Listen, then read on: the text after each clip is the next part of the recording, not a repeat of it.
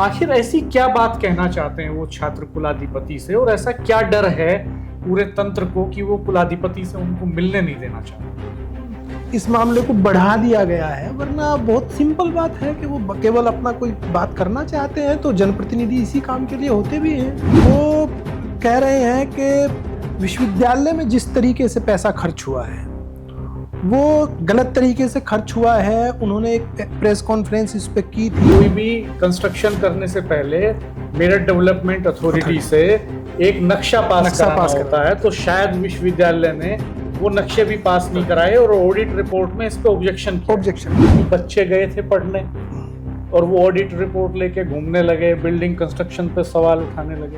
क्या केवल मतलब उनका उद्देश्य यही होना चाहिए कि वो किताबें पढ़ते रहे? आप जब अपने फंडामेंटल राइट्स की बात करते हैं तो आप फंडामेंटल ड्यूटीज की बात भी कीजिए। तो क्या इस देश के किसी एक नागरिक का ये कर्तव्य नहीं है कि अगर उसको लगता है कि ये गलत हो रहा है तो वो इस पे आवाज उठाए? लोकतंत्र का मतलब ही ये है कि यहाँ के एक एक आदमी को बोलने का अधिकार है। लेकिन आप देखिए कि ये एनईपी को लागू हुए कई साल हो गए हैं। स्किल के लिए कोई अलग से स्टाफ, कोई गवर्नमेंट की तरफ से कोई फंड, आप महाविद्यालयों में बात कीजिए, कुछ अलग से उनको नहीं दिया गया है। और अगर वो ये भी कहते हैं कि छात्र संघों के चुनाव 2017 से नहीं। आप देखिए कि इस देश में जो मुख्य राजनीति में बहुत बड़े बड़े चेहरे जिन्हें हम देखते हैं वो सारे के सारे छात्र राजनीति से निकल कर रहे हैं। छात्र राजनीति के बारे में कहा जाता है कि करियर कुछ लोगों का बनता है पॉलिटिक्स में। बहुत थोड़े से लोग, किसी भी विश्वविद्यालय से चुनिंदा लोग निकलते हैं और वो नेता बन जाते हैं। तो इसकी कीमत पूरे किसी विश्वविद्यालय का पूरा कैंपस, पूरा समूह क्यों चुका है? वो भगत सिंह जो है, जो बोलते हैं कि साहब किताबी कीड़ा अगर हम बना रहे हैं किसी छात्र को तो वो समाज के किस काम का होगा? अगर हम एक छात्र को ये नहीं समझा पाए हैं कि साहब ये समाज आपकी जिम्मेवारी है और इसमें जब कुछ गलत सही होगा तो आपको बोलना होगा। क्राइम बढ़ता है, यूथ क्राइम की तरफ चला जाता है, एफआईआर होती हैं, धरने प्रदर्शन, आंदोलन, तोड़फोड़, आगजनी, ये सब होता है। तो इससे अपराध बढ़ता है और आपराधिक प्रवृत्ति को बढ़ावा मिलता है समाज में। छात्र राजनीति और छात्र राजनेता और गुंडई करने वाले लोग, इनको अलग अलग रखना होगा। वो जिसको हम कहते हैं तोड़ फोड़ और बाकी सारी चीजें, वो जब छात्र राजनीति नहीं है तब भी होती रहती है। जो लोग यहाँ पॉलिटिक्स कर रहे हैं उस एक आदमी की जिम्मेदारी इतनी है जितनी उन छात्रों की जिम्मेदारी नहीं है। और इस बात से मैं सहमत हूँ कि एक दौर ये था कि वो व्यापार संघ है, बार संघ है और गैर सरकारी संगठन है, वो सारे के सारे छात्रों की आवाज में आवाज मिलाते थे। किसान दोस्तों नमस्कार। ये माना जाता है कि यूनिवर्सिटी और कॉलेज जो हैं वो किसी भी समाज के, किसी भी देश के पावर हाउस होते हैं और समाज को नई दिशा देने वाले युवा वहाँ से निकलते हैं। पिछले 2 दिन से उत्तर प्रदेश की गवर्नर और विश्वविद्यालयों की, राज्य विश्वविद्यालयों की कुलाधिपति आनंदीबेन पटेल मेरठ में हैं। कल उन्होंने सहारनपुर के विश्वविद्यालय में दीक्षांत समारोह में हिस्सा लिया था। आज मेरठ में सरदार पटेल एग्रीकल्चर यूनिवर्सिटी के दीक्षांत समारोह में रही वो, और कल चौधरी चरण सिंह विश्वविद्यालय में रहने वाली हैं। कल वहाँ दीक्षांत समारोह है। कुल मिलाकर के उनका ये जो दौरा है और उसमें जो उन्होंने सवाल उठाए हैं और इस समय छात्रों की जो गतिविधियां हैं, छात्रों के जो ग्रीवेंसेज हैं, उनके जो इश्यूज हैं, उन पर हम बात करेंगे डॉक्टर स्नेहवीर पुंडीर जी से। पुंडीर साहब, आपका हमारे चैनल पर स्वागत है। धन्यवाद राणा जी। डॉक्टर पुंडीर छात्र राजनीति से भी जुड़े रहे हैं और इन दिनों एक शासकीय सहायता प्राप्त डिग्री कॉलेज में अध्यापन कर रहे हैं और शिक्षा जगत की जो हलचल हैं उन पर पैनी नज़र रखते हैं, खास तौर पर चूँकि राजनीति विज्ञान के छात्र भी रहे हैं और अब राजनीति विज्ञान पढ़ा भी रहे हैं। डॉक्टर साहब, मैं 2-3 दिन से देख रहा हूँ कि बहुत सारे स्टूडेंट्स मिलना चाहते हैं कुलाधिपति से, मिलने के लिए समय मांग रहे हैं और पूरा पुलिस प्रशासन इस कोशिश में लगा हुआ है कि ये जो स्टूडेंट्स का डेलीगेशन है ये अलग से उनसे मिल ना ले। आखिर क्या डर है? मैं देख रहा हूं कि बहुत सारे स्टूडेंट्स को, अखबारों में खबर छपी है, उन्होंने सोशल मीडिया में शेयर किया, उनको नोटिस इशू कर दिए गए हैं और उसमें कहा गया है कि अगर आपने कोई ऐसी वैसी हरकत की, आपके साथ के लोग भी अगर आए भी, पास भी फटके, तो आपके खिलाफ कानूनी कार्रवाई की जाएगी, जेल भेज दिया जाएगा। आखिर ऐसी क्या बात कहना चाहते हैं वो छात्र कुलाधिपति से, और ऐसा क्या डर है पूरे तंत्र को कि वो कुलाधिपति से उनको मिलने नहीं देना चाहता? राणा जी, कुछ ऐसे स्टूडेंट्स के जो स्टेटमेंट हैं वो मैंने भी सोशल मीडिया पे देखे और सुने हैं। तो उसमें कोई भी छात्र उनमें से ये मतलब कुछ ऐसा नहीं कह रहा है जिससे किसी को कोई समस्या होनी चाहिए। वो सिंपली ये बोल रहे हैं कि साहब, इस दीक्षांत समारोह से हमारा कोई विरोध नहीं है। जैसा मैंने उन्हें सुना, इस दीक्षांत समारोह से हमारा कोई विरोध नहीं है। हम चाहते हैं कि छात्रों के उत्साहवर्धन के लिए होता रहे, हम इसमें सहयोग कर रहे हैं। बस हमारे कुछ सवाल हैं, वो सवाल जो है राज्यपाल महोदय हमारे जो है हम रखना चाहते हैं, उनको सुन लिया जाए। मुझे लगता है कि ये एक इस मामले को बढ़ा दिया गया है, वरना बहुत सिंपल बात है कि वो केवल अपना कोई बात करना चाहते हैं तो जनप्रतिनिधि इसी काम के लिए होते भी हैं। अगर जनता की बात नेता नहीं सुनेंगे तो फिर कौन सुनेगा? ये बहुत सामान्य प्रक्रिया थी, उनको बात करा देनी चाहिए थी। तो ऐसे क्या सवाल है उनके, क्या बात रखना चाहते हैं वो?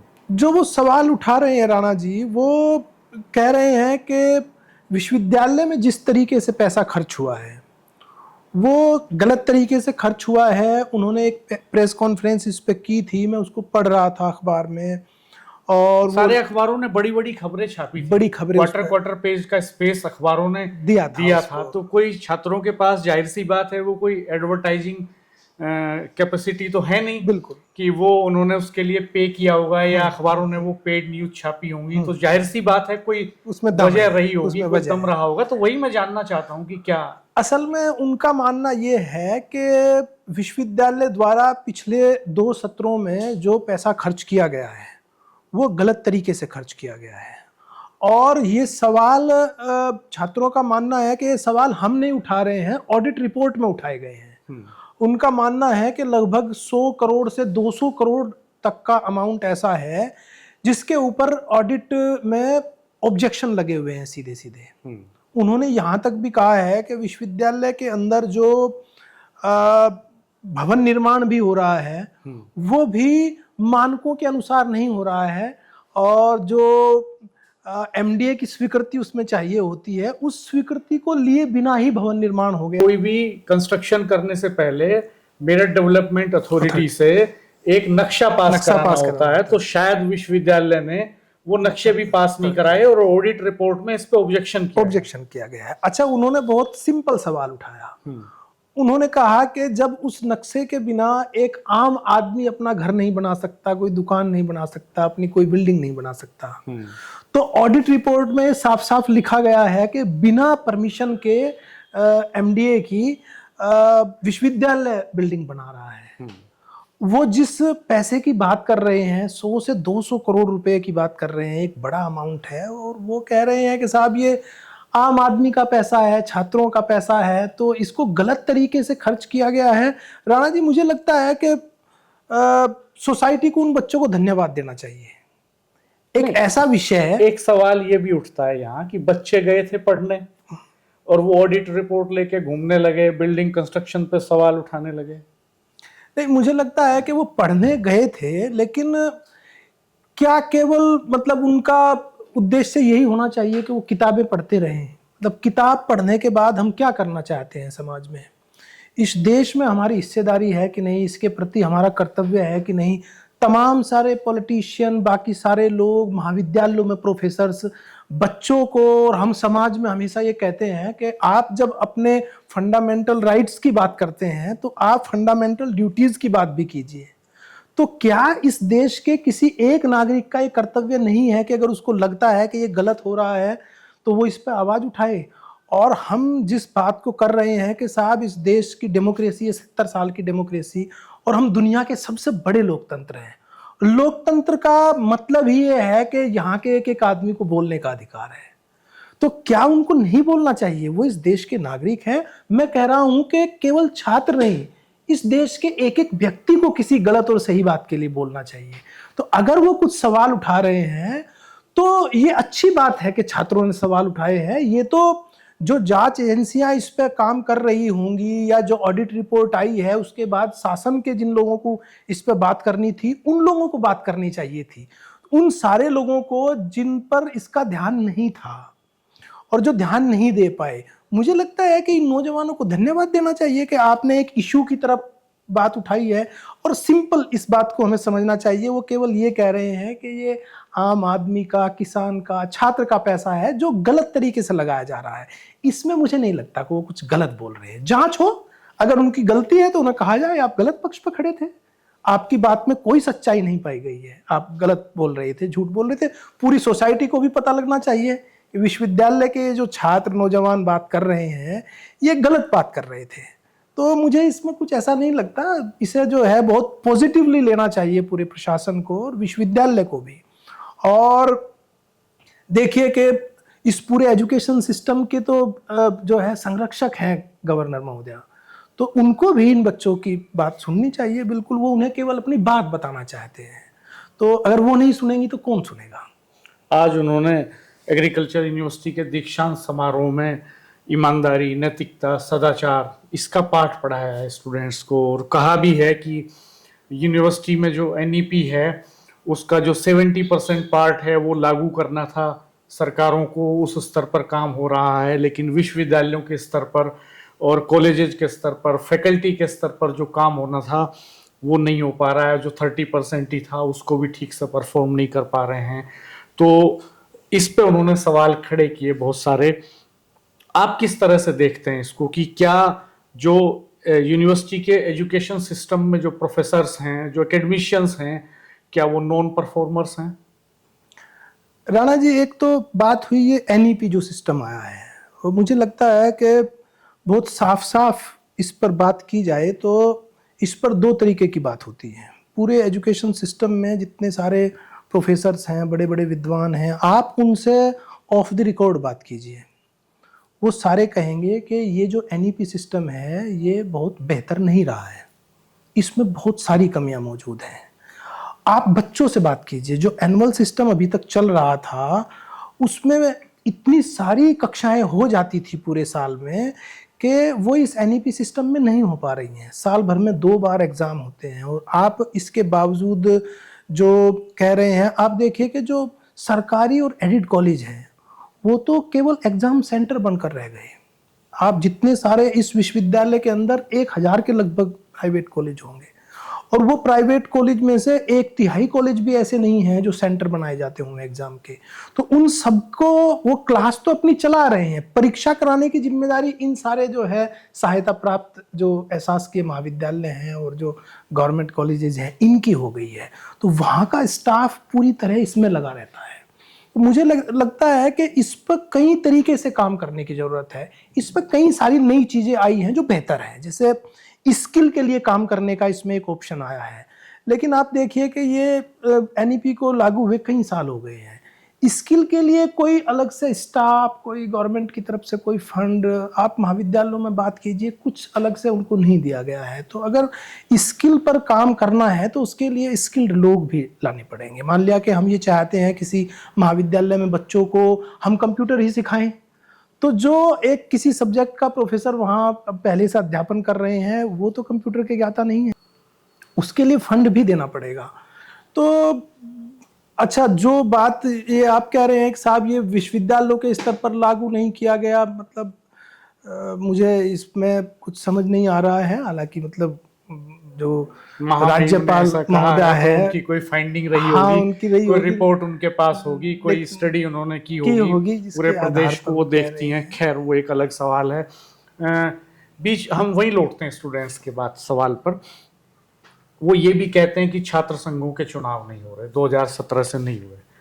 तो हमारी भी बात हुई कई छात्र नेताओं से, हमने एक इंटरव्यू भी किया था उनका, तो उसमें उन्होंने इस तरह के सवाल उठाए कि साहब स्टूडेंट पॉलिटिक्स होनी चाहिए, छात्र संघों के चुनाव होने चाहिए, और लोकल यूनिवर्सिटी एडमिनिस्ट्रेशन भी नहीं चाहता कभी कि वो चुनाव हो, और महामहिम के स्तर से भी कोई इनिशिएटिव नहीं लिया जाता। महामहिम दीक्षांत समारोह में बच्चों को ये तो कहती हैं कि वो ड्रग्स से दूर रहें, वो नैतिकता, ईमानदारी और सदाचार की तरफ चलें, और वो ये भी कहती हैं कि सरकारी नौकरी के भरोसे नहीं रहें, सिर्फ स्टार्टअप की तरफ भी जाएं। लेकिन छात्रों के भीतर जो लीडरशिप कैपेबिलिटी है वो कैसे डेवलप होगी, छात्रों के भीतर नेतृत्व का गुण कैसे विकसित हो, अगर छात्र राजनीति ही विश्वविद्यालयों से हटा दी जाएगी, नहीं होगी? तो ये सवाल भी उनका जायज लगता है आपको? बिल्कुल जायज सवाल है राणा जी। और जो है आप देखिए कि इस देश में जो मुख्य राजनीति में बहुत बड़े बड़े चेहरे जिन्हें हम देखते हैं वो सारे के सारे छात्र राजनीति से निकल कर गए थे। और हम कहते हैं कि चाहे उनमें से पूर्व प्रधानमंत्री चंद्रशेखर रहे हों, बिहार की राजनीति के बड़े बड़े चेहरे लालू प्रसाद यादव हैं, रविशंकर प्रसाद हैं, मुख्यमंत्री नीतीश कुमार जी हैं, वो सारे के सारे लोग छात्र राजनीति के लोग थे। और हम कहते हैं कि इन लोगों को पॉलिटिक्स करनी चाहिए बेहतर विषयों के लिए। अगर नौजवान पॉलिटिक्स नहीं करेगा तो कौन पॉलिटिक्स करेगा?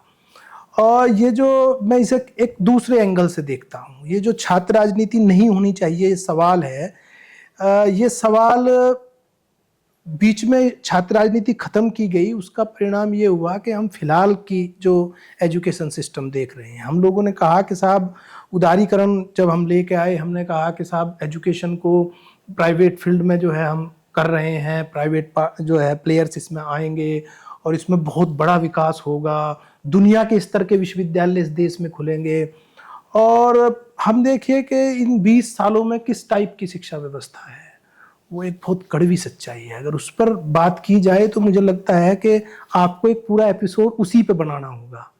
अगर हम प्राइवेट एजुकेशन की बात कर रहे हैं और हम ये भी कह रहे हैं कि साहब सरकारी लोग जो है काम नहीं कर रहे हैं, फिर हमको ये मानना पड़ेगा कि इसका मतलब इस देश में फौज काम नहीं कर रही है, पुलिस भी काम नहीं कर रही है, और पूरा जिला प्रशासन सरकारी है वो भी इसका मतलब काम नहीं कर रहा है। तो हमको ये फिर कहना पड़ेगा कि कोई भी काम नहीं कर रहा है।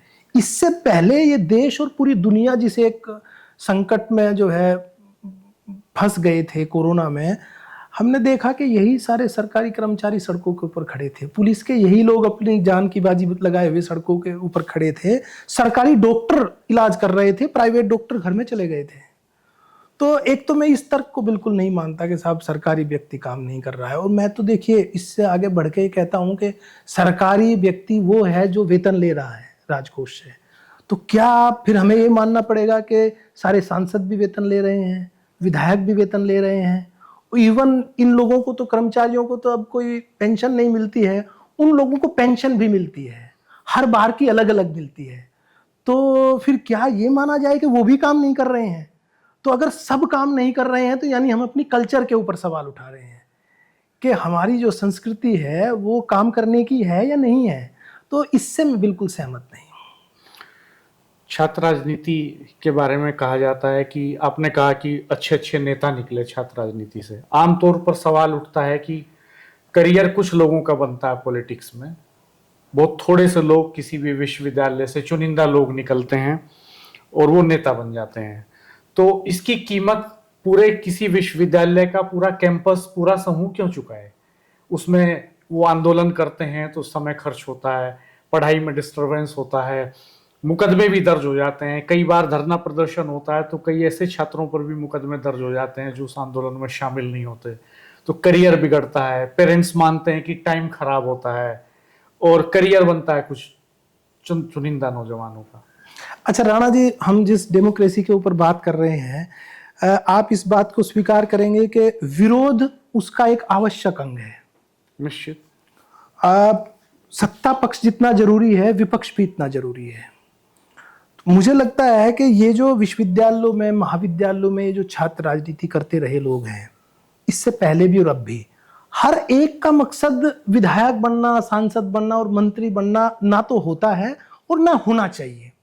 तमाम सारे स्टूडेंट पॉलिटिक्स के लोग ऐसे हैं कि जो आज प्रोफेसर हैं, जो डॉक्टर हैं।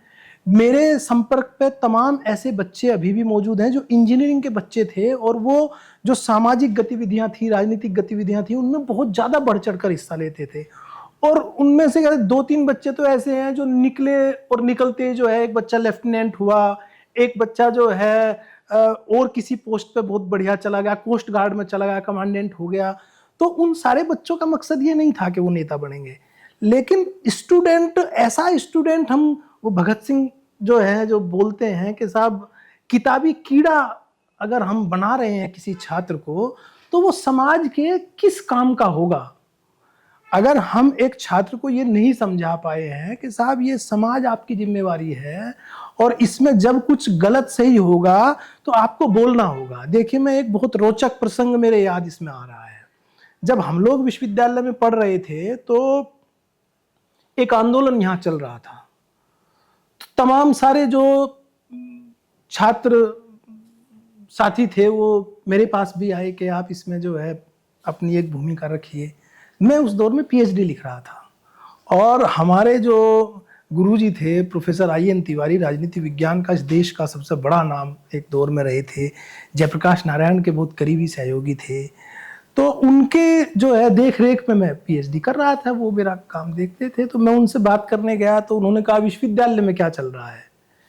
मैंने कहा कि सर ऐसे ऐसे एक भ्रष्टाचार का कुछ मामला है जिसके खिलाफ छात्र आंदोलन कर रहे हैं। और बोले तुम इसमें शामिल नहीं हो। मैंने कहा वो मेरे पास आए थे, लेकिन मैंने कहा मैं आजकल चूंकि पीएचडी लिख रहा हूं इसलिए मैं इसमें समय नहीं दे पाऊंगा। तो गुरुजी ने कहा कि तुमने ये बहुत जबरदस्त काम किया, तुम्हारी पीएचडी बेटा अगर नहीं होगी तो पॉलिटिकल साइंस तो अधूरा रह जाएगा।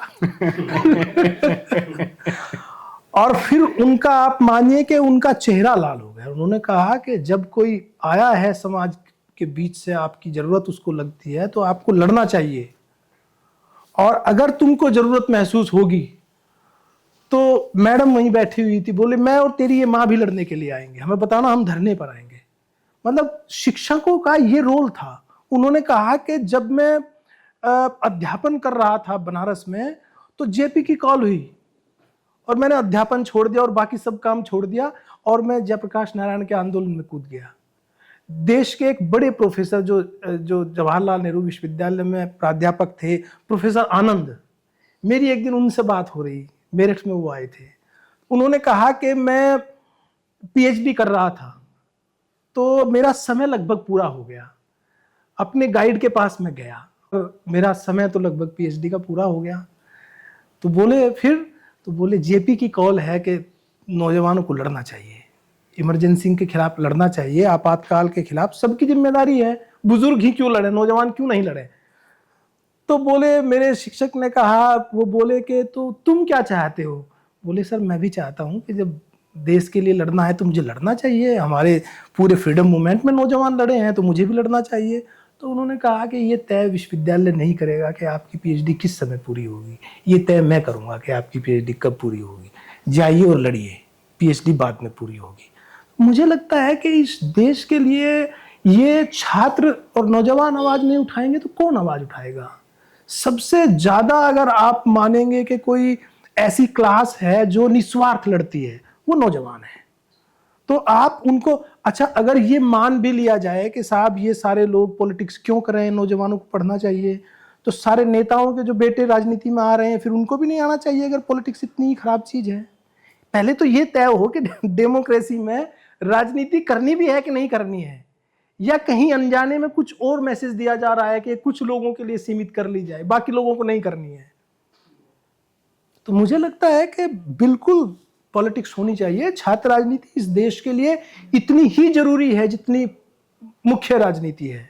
अगर वहां से मैच्योर होकर जो लोग निकलेंगे वो ज्यादा काम लोगों के लिए कर पाएंगे। अभी भी आप देखिए इस मुख्य राजनीति में जितने चेहरे छात्र राजनीति के आए हैं उनका काम करने का तरीका अलग होता है, पब्लिक के बीच में वो ज्यादा बेहतर काम कर पाते हैं। कई बार ये कहा जाता है कि क्राइम बढ़ता है, यूथ क्राइम की तरफ चला जाता है, एफआईआर होती हैं, धरने प्रदर्शन, आंदोलन, तोड़फोड़, आगजनी, ये सब होता है, तो इससे अपराध बढ़ता है और आपराधिक प्रवृत्ति को बढ़ावा मिलता है समाज में।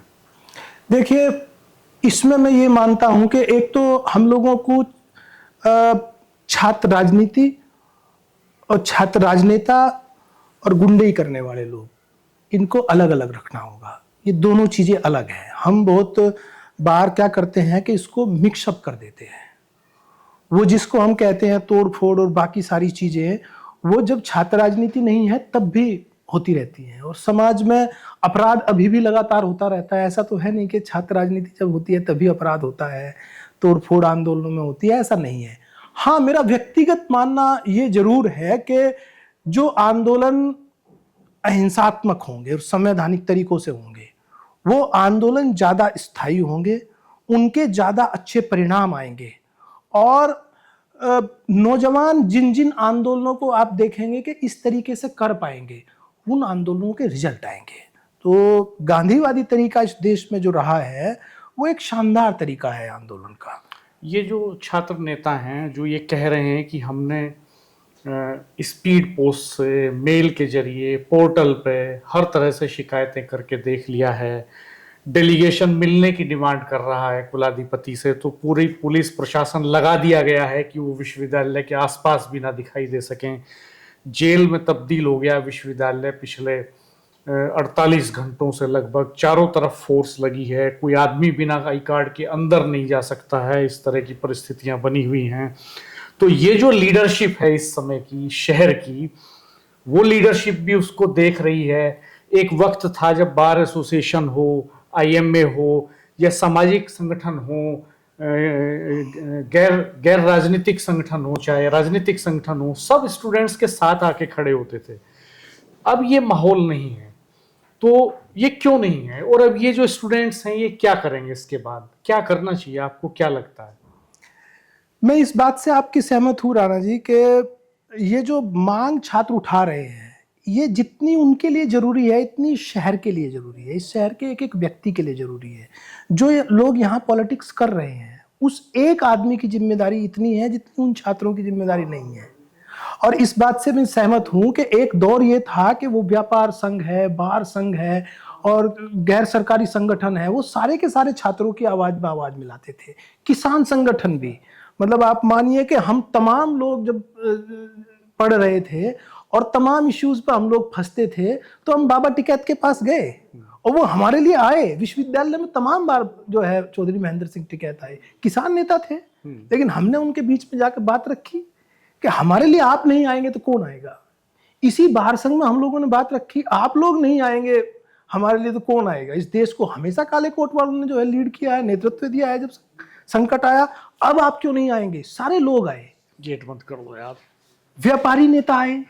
तो इतना जरूर है कि शहर से जो रिस्पॉन्स आना चाहिए था वो फिलहाल और केवल इसी मुद्दे पर नहीं है। आप देखिए तमाम ऐसे मुद्दे हैं जिनके ऊपर कभी नहीं आता है कोई रिस्पॉन्स। लेकिन जो आपने सवाल किया कि छात्रों को क्या करना चाहिए, मैं अपने गुरुजी का ही एक जवाब इसमें मुझे लग रहा है कि देना चाहिए। उन्होंने एक बार मुझसे कहा कि देखो, आपकी भूमिका जो है वो भोंपू की है। किसी भी गलत काम के प्रति, करप्शन के प्रति बात करते हैं, उनकी भूमिका एक भोंपू की है। वो उस आवाज को बढ़ा दें और पूरी सोसाइटी को सुनाएं कि भाई यहां गलत हो रहा है, और उसके बाद अगर सोसाइटी उसको एक्सेप्ट करती है तो करे। लेकिन उनकी अपनी जो जिम्मेदारी थी उन्होंने पूरी की। इन बच्चों को भी ये करना चाहिए। एक तो इनको ये मैसेज देना होगा इस शहर को और समाज को कि हम ऐसे ही कोई बात नहीं उठा रहे हैं, हम तथ्यात्मक उठा रहे हैं और हम लोग अनुशासित लोग हैं। हम कोई गैर गंभीर काम बिल्कुल नहीं करेंगे, हम बिल्कुल अनुशासित तरीके से बात करना चाहते हैं। बस हम आप लोगों को ये बताना चाहते हैं कि विश्वविद्यालय में कुछ गलत हो रहा है, आप लोग आइए, हमारे साथ आइए। मुझे लगता है कि शहर के एक एक वर्ग को इस सब पर ध्यान देना चाहिए। विश्वविद्यालय केवल छात्रों का थोड़ी ही है, ये देश आचार्य विष्णुगुप्त का है। हम कह रहे हैं राणा जी कि हम आज तक आचार्य चाणक्य को इसलिए याद करते हैं कि इस देश पे जब संकट आया था तो जब तक राजा खड़े नहीं हुए थे तब आचार्य चाणक्य खड़े हो गए थे और उन्होंने बताया कि दुनिया में ऐसा एक राजा आ रहा है जो इधर सबको जीतता हुआ आ रहा है, हमारी तरफ आ रहा है, तो आप लोग एकजुटता दिखाइए। एक और उसमें बहुत मजेदार बात है, दुनिया में एक दूसरे आचार्य थे जिनका शिष्य जीतता हुआ आ रहा था और हमारे आचार्य ने अपना एक शिष्य खड़ा किया, चंद्रगुप्त मौर्य, उससे लड़ने के लिए। और वहां अरस्तु का शिष्य था सिकंदर, जो लड़ता हुआ आ रहा था। ये चाणक्य की भूमि है। अगर लगता है कि कुछ गलत है तो केवल छात्रों को नहीं, प्रोफेसर्स को भी बोलना चाहिए। वकीलों को बोलना चाहिए, पॉलिटिशियंस को बोलना चाहिए, एक एक पत्रकार को बोलना चाहिए, आम आदमी को बोलना चाहिए, व्यापार संघ को बोलना चाहिए कि भाई क्यों गलत हो रहा है। देश किसी एक का थोड़ी है, ये देश सबका है, ये डेमोक्रेसी सबकी है। और जब किसान आंदोलन चल रहा था राणा जी, मैंने एक आर्टिकल उस दौर में लिखा था, किसी एक अखबार ने उसको छापा भी था। मैंने कहा कि किसी भी सिस्टम को, सरकार को, व्यवस्था को अहिंसात्मक आंदोलनों को पूरा वजन देना चाहिए, उनका महत्व समझना चाहिए। अगर ऐसा नहीं होगा तो मानिए कि लोगों को हम जानबूझकर हिंसा की तरफ धकेल रहे हैं। अगर अहिंसात्मक आंदोलनों को आप लोगों ने कंसीडर करना बंद कर दिया तो लोग कहां जाएंगे? उनकी डिमांड अगर ये डेमोक्रेटिक सिस्टम नहीं सुनेगा तो कौन सुनेगा? तो हमको बहुत पॉजिटिवली इन बच्चों की बात सुननी चाहिए, प्रशासन को सुननी चाहिए, गवर्नर महोदय को सुननी चाहिए और इस शहर को सुननी चाहिए। तो दोस्तों, सवाल बहुत बड़ा है कि 20, 25, 26 साल की उम्र के कुछ लड़के जो यूनिवर्सिटी में पढ़ते हैं, वो कुछ ऐसे सवाल लिए घूम रहे हैं जिनसे हमारे यूनिवर्सिटी की अथॉरिटी डर रही है, जिनसे पूरा पुलिस प्रशासन सहमा हुआ है। ये वास्तव में समाज के लिए भी चिंता की बात है। समाज को, प्रशासनिक तंत्र को, नेताओं को और जिम्मेदारों को, जो समाज को चलाते हैं, सरकारों को चलाते हैं, उन्हें इस पर सोचना चाहिए कि आखिर ऐसे कौन से सवाल हैं जो 20-25 साल के नौजवान लिए घूम रहे हैं और उनको वो सुनने की स्थिति में नहीं है। उन सवालों को सुनना बहुत जरूरी है। अगर वक्त रहते युवाओं के इन सवालों को नहीं सुना गया तो दक्षिण एशियाई देशों में जो हो रहा है वो कभी भी हमारे देश में भी हो सकता है। गलत रास्ते पर नौजवान ऐसे ही जाते हैं। डॉक्टर स्नेहवीर पुंडीर जी ने जो सवाल उठाए हैं, हम चाहेंगे कि आप कमेंट बॉक्स में उन पर अपनी राय जरूर जाहिर कीजिएगा कि आप इस पूरे घटनाक्रम को किस नज़रिए से देख रहे हैं।